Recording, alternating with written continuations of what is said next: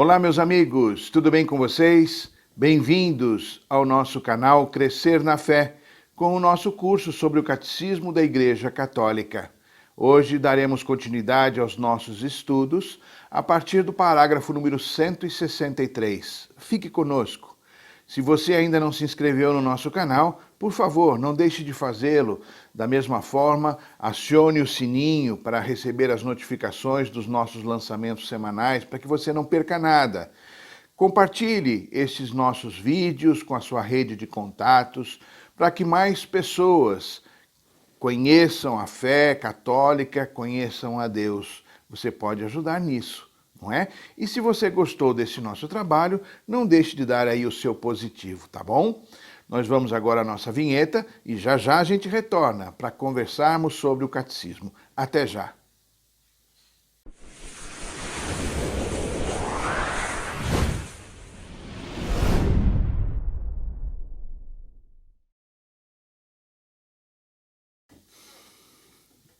Muito bem, meus amigos, estamos de volta e queremos fazer agora a nossa oração, pedindo ao Senhor que venha abençoar as nossas vidas, tocar o nosso coração, nos encher com o seu Espírito, para que possamos acolher com docilidade a mensagem de Deus e tudo aquilo que Ele quer nos ensinar hoje. Convido você a rezar comigo. Abra o seu coração, silencie a sua vida, coloque-se na presença do Senhor e vamos rezar juntos. Em nome do Pai, do Filho e do Espírito Santo. Amém. Vinde, Espírito Santo, enchei os corações dos vossos fiéis e acendei neles o fogo do vosso amor.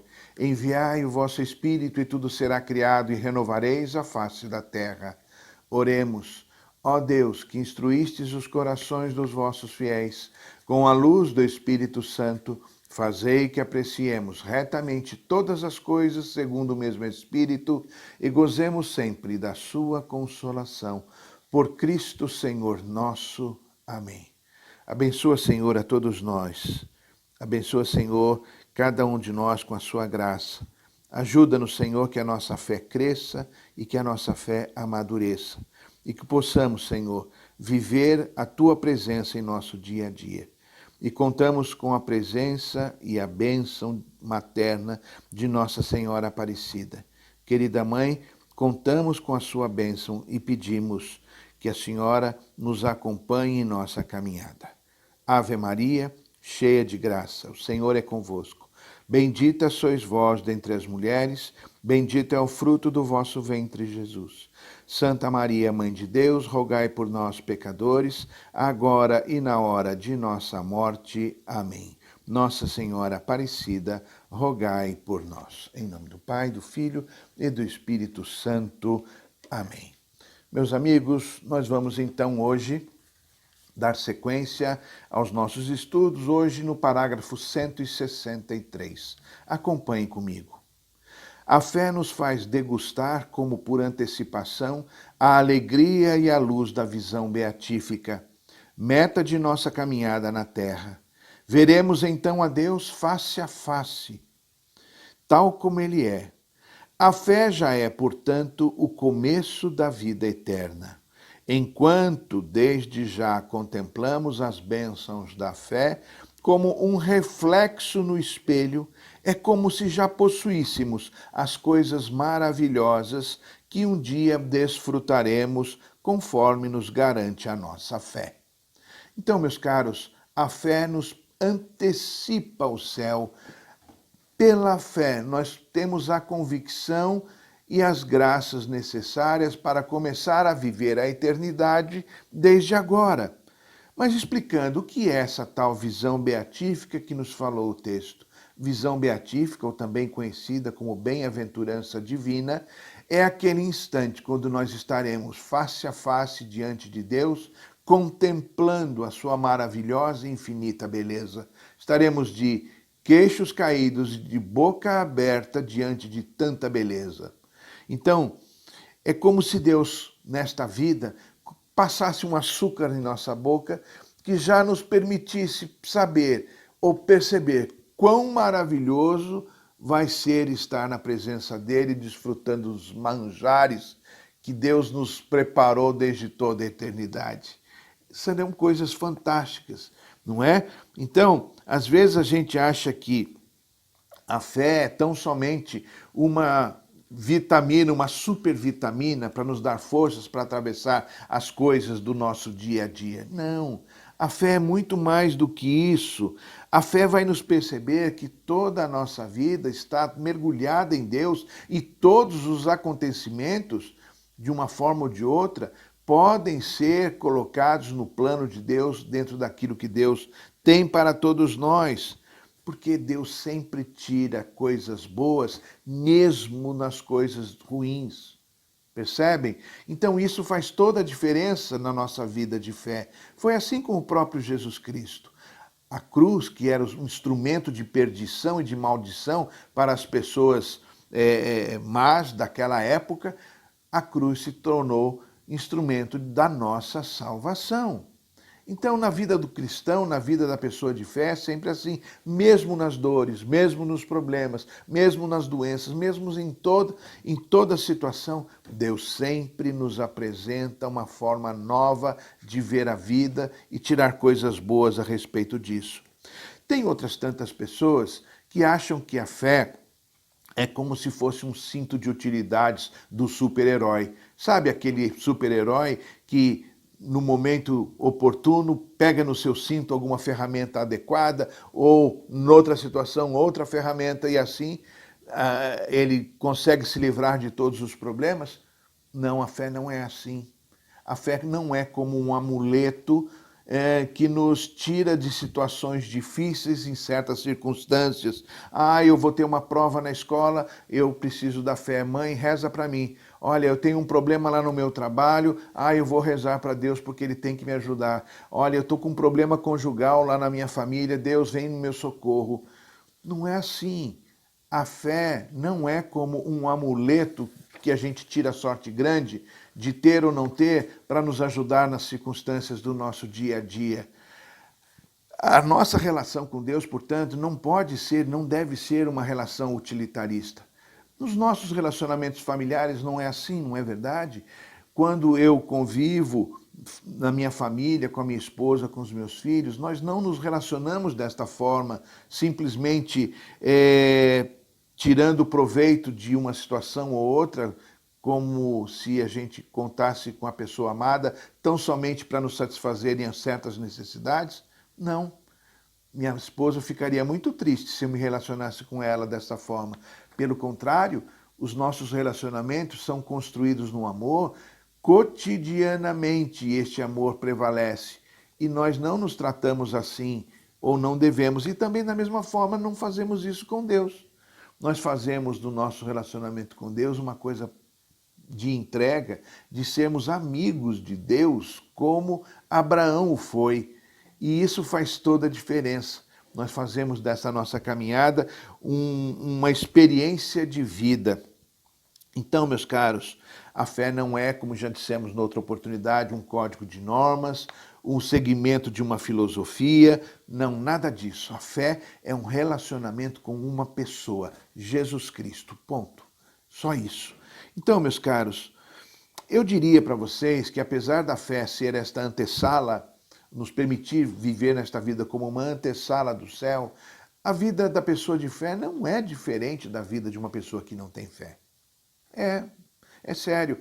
Na verdade, tanto um quanto o outro vivem problemas, dores, sofrimentos, doenças, sofrem pelo pecado, têm decepções com as pessoas, sofrem traições e por aí vai. A diferença é como cada um deles reage a estas coisas todas.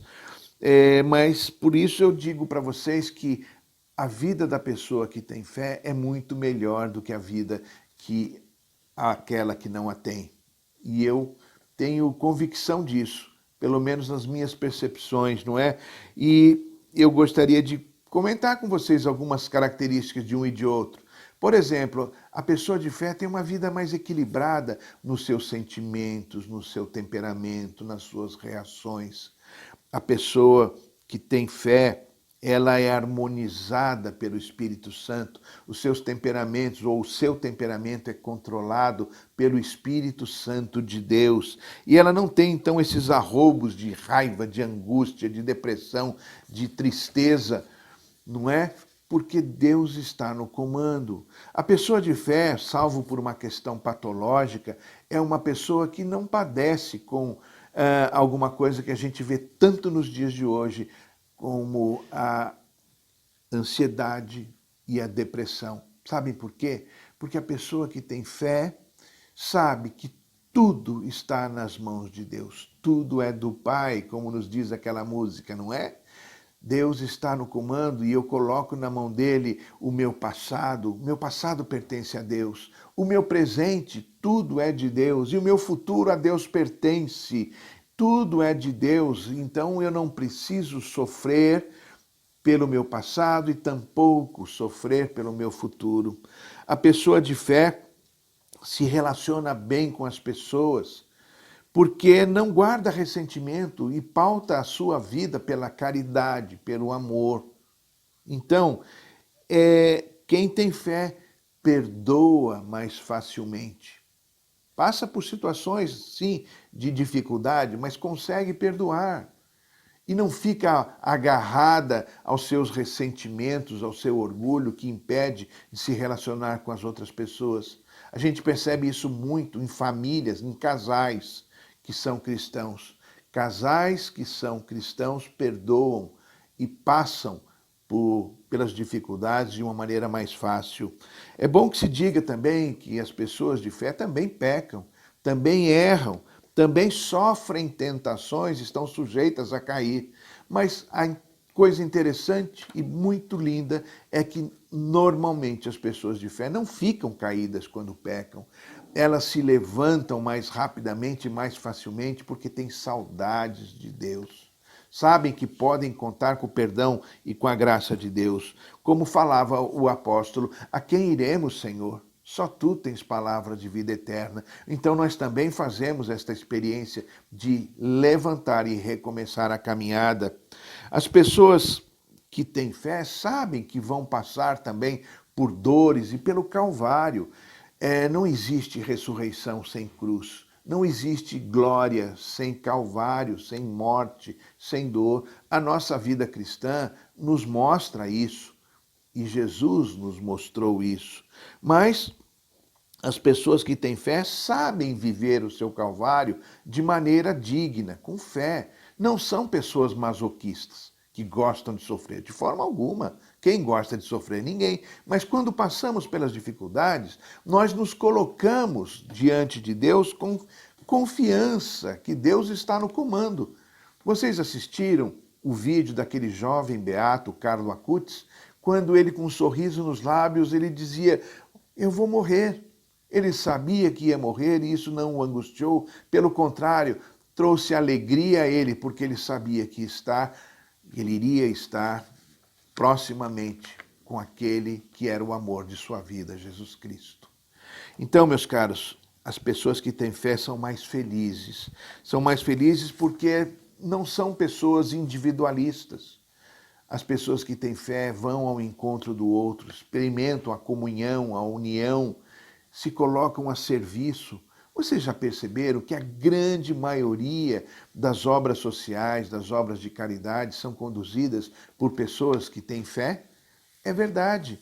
Então, meus caros, eu me recordo aqui da carta de São Paulo aos Gálatas, quando São Paulo enumerava, listava os frutos próprios das pessoas que não têm fé, que estão longe de Deus, que são os frutos da carne, e comparando com os frutos do Espírito, próprios daquelas pessoas que têm fé e que se deixam conduzir pelo Espírito Santo. E vejam o que São Paulo colocou na carta de São Paulo aos Gálatas, capítulo 5. Ora, as obras da carne são estas: fornicação, impureza, libertinagem, idolatria, superstição, inimizades, brigas, ciúmes, ódio, ambição, discórdias, partido, inveja, bebedeiras, orgias e outras coisas semelhantes. Quanta coisa ruim, né? Eu não quero esta vida para mim. Eu prefiro ter a vida no Espírito, conduzida por Deus. Destas formas vos previno, como já vos preveni. Quem praticar essas coisas ruins não vão herdar o reino de Deus, nos fala São Paulo. Ao contrário, o fruto do Espírito é. Vejam que bacana agora, como é a vida da pessoa que tem a sua vida conduzida por Deus. O fruto do Espírito é caridade, alegria, paz, paciência, afabilidade, bondade, fidelidade, brandura, temperança. E se a gente parar e procurar, vai encontrar um monte de outras coisas lindas, próprias de quem é de Deus, porque são coisas de Deus. O mundo de hoje parece que prefere viver longe de Deus e sofre as consequências dessa sua distância do Senhor. O mundo de hoje acredita e coloca a fé no liberalismo, no racionalismo, no iluminismo e tantos outros ismos que, ao invés de trazer paz, alegria e felicidade, só traz amargor e morte. Eu não quero uma vida dessa para mim, eu não quero uma vida dessa para os meus queridos. Meu caro, minha cara amiga, vale a pena ter fé.